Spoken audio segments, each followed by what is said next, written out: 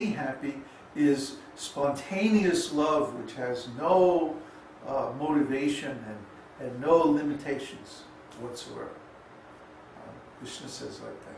So this is in the Shastra. So Lord Chaitanya appeared to give this spontaneous love.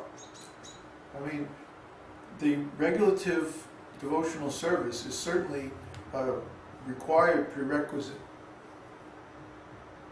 But if we don't reach that stage of spontaneous love, then what's the use of following so many regulative principles? See, that's what they're for. Krishna says in Bhagavad Gita, always think of me, become my devotee. Manmana bhavaman bhakto, madhyaji namaskuru. Right? Always think of me, worship me, bow down before me, and keep your mind on me always.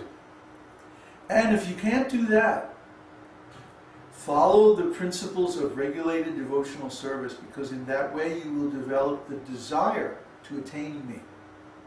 The implication there is that this desire itself is the cause of the pure devotional service. And this is also explained in Nectar of Devotion. We'll get to that part pretty soon. Anyway, now I got completely off the topic.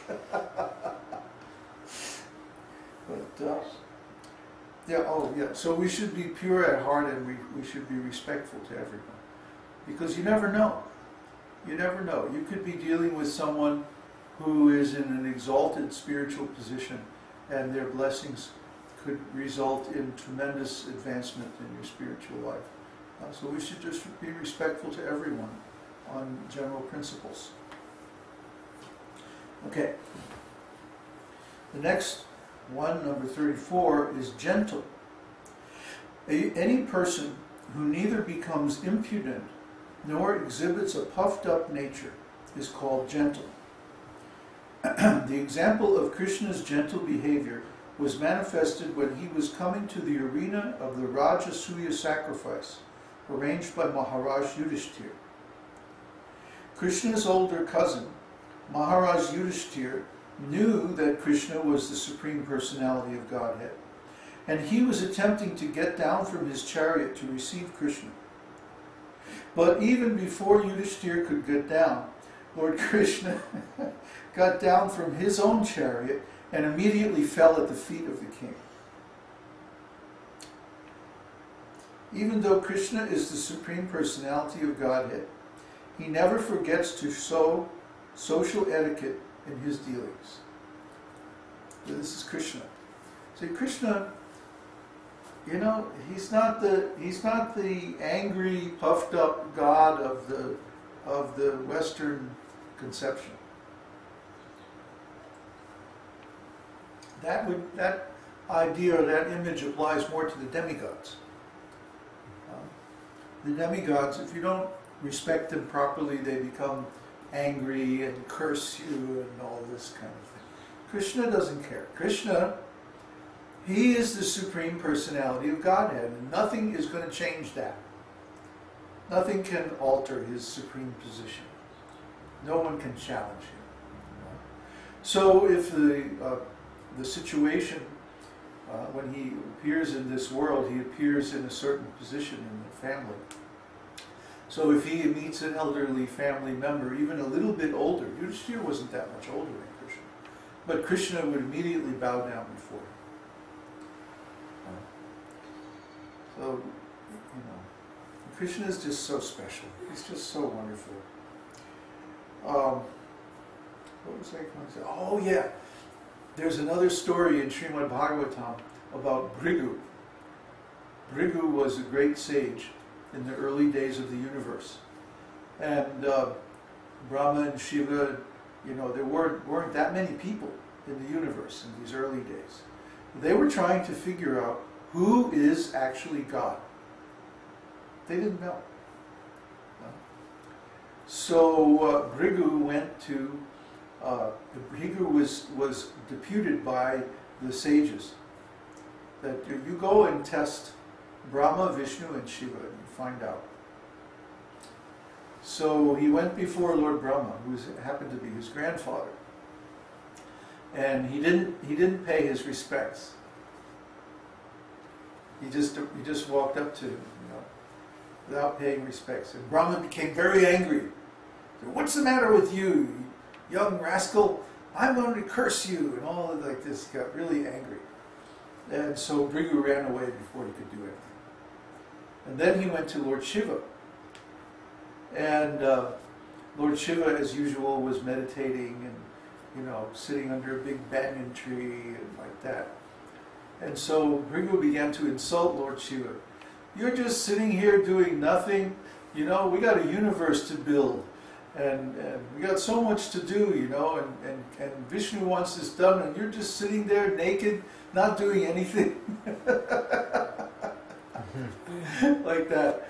And Lord Shiva became very angry, agitated, and he started to, you know, throw some weapon or, you know, trident or something at Bhrigu. But Bhrigu ran away again.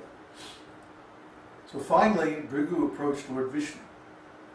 And Vishnu was sitting on his bed with Lakshmi, massaging his feet. And so Bhrigu simply walked up to Lord Vishnu and kicked him on the chest. Yeah. And so Lord Vishnu smiled. And he said, "Oh, my dear Bhrigu, how nice of you to drop by. Here, sit down on my bed. Let me massage your feet. That must be hurt because my chest is very hard. And you're a qualified Brahmana, so it's my duty to worship your lotus feet." And then he started, you know, "Lakshmi, bring water to wash his feet," and all like this. You know? And so Bhrigu, without saying another word, he just got up and left. And then he went back to the assembly. And he said, "I have determined that Vishnu is definitely the Supreme Personality of Godhead." Why? Because even when he was disrespected, he did not become angry, he did not become agitated. He knew the purpose of Bhrigu. He knew what was on his mind. See? And because whenever we sincerely inquire from the Lord, He always provides the answer. He always provides the result. Similarly, He showed Bhrigu by His example who He really is. See? So the Lord has no cause to be insecure. He has no insecurity, no jealousy, no envy. No, He's not subject to any of those faults. See? He loves every one of His living entities unconditionally, eternally. So He doesn't become upset. You know, He's not an angry God. He's not a jealous God. You know, all these concepts are very low, actually. They indicate something less than the Supreme Personality. The Supreme Personality He's unchallengeable. He's completely secure in His position. He has no need to become angry. I mean, unless He wants to enjoy that mood. And even in that case, He makes some special arrangement with His own devotees to do that. So anyway, Kṛṣṇa is very mild and gentle. I like this definition. A person who neither becomes impudent nor exhibits a puffed up nature is called gentle. In this world, people think it's very important to, be puffed up. How dare you challenge me?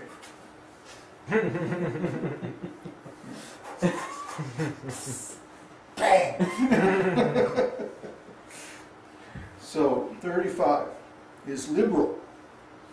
Any person who, by his natural behavior, is very mild is called liberal. A statement by Uddhava after the Shamantaka jewel plundering confirms that Kṛṣṇa is so kind and favorable that if a servitor is accused even of great offenses, Kṛṣṇa does not take this into consideration. He simply considers the service that is rendered by his devotee. Unfortunately, it doesn't quote the shloka. Can anybody look that up and post it on the chat? What is that shloka spoken by Uddhava about the Shamantaka jewel? Number 36 is shy. A person who sometimes exhibits humility and bashfulness is called shy. As described in Lalita Madhava, Krishna's shyness was manifested when he lifted Govardhan hill by the little finger of his left hand. All of the gopis were observing Krishna's wonderful achievement, and Krishna was also smiling at the gopis. When Krishna's glance went over the breasts of the gopis, his hand began to shake.